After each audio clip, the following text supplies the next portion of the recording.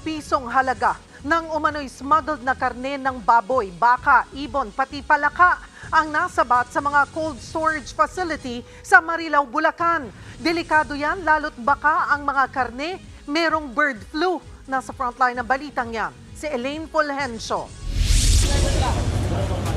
Bit-bit ang search warrant. Pinalibutan ng mga ahente ng NBI Cybercrime Division ang 3 storage facilities sa Marilao, Bulacan.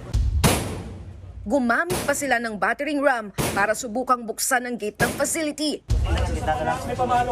Pero hindi pa rin ito nabuksan, kaya kinailangan pang umakyat sa bintana.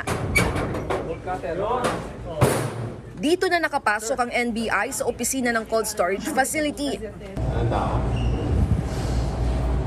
Naabutan pang bukas ang isang computer pero wala nang tao sa loob.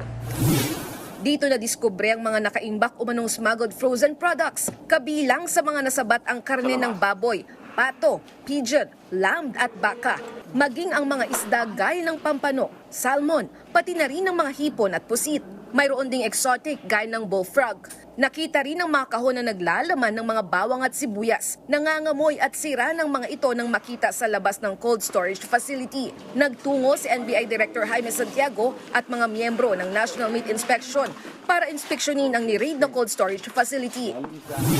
Tumambad sa mga otoridad ang mga kahon na ito na naglalaman ng samut-saring mga karya at isda na hinihinalang mula sa China. At isa nga sa mga nadiskubre nila ay ang kahon-kahon ng Peking duck. Ito ay banned o mahigpit na ipinagbabawal na makapasok sa ating bansa dahil sa banta ng bird flu.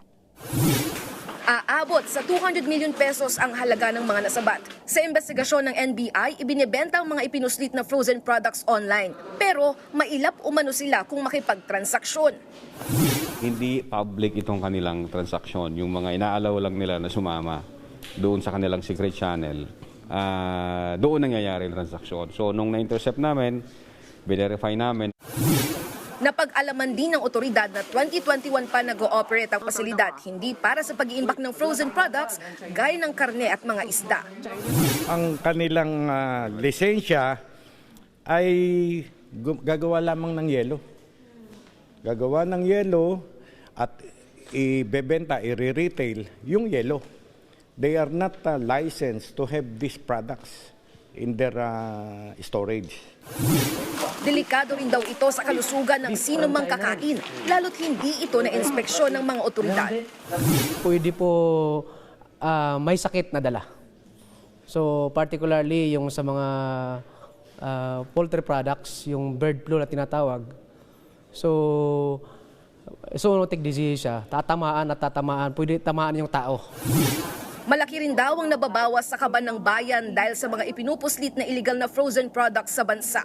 120 million pesos ang buwis na nalulugi sa gobyerno. Mahaharap sa reklamong pagdabag sa Anti-Agricultural Smuggling Act ang 2 Pinoy at 1 Chinese na umano'y mga incorporator ng ni-raid na storage facility. Nagbabalita mula sa Frontline, Elaine Fulgencio, News 5. Mga kapatid, Cheryl Cosim po, huwag maging huli at maging una sa lahat sa balitaan. Para sa tuloy-tuloy na talakayan sa Frontline, mag-follow at mag-subscribe sa social media pages ng News 5.